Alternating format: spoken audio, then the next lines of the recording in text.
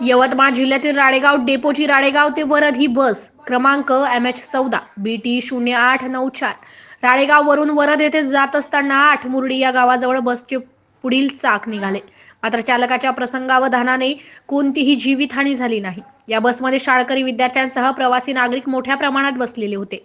यामुळे राळेगाव एसटी आगाराचा गलथान कारभार चव्हाट्यावर आला असून आगार प्रमुखांनी याकडे लक्ष देण्याची गरज असल्याचे यावरून दिसून येते. बऱ्याच दिवसापासून आगाराला भंगार बसेसचे ग्रहण लागले आहे, तर अशा नादुरुस्त बस रस्त्यावर धावत असल्याने विद्यार्थ्यांसह प्रवासी नागरिकांना आपला जीव मुठीत धरून प्रवास करावा लागत असल्याचे भीषण वास्तव या निमित्ताने समोर आले आहे.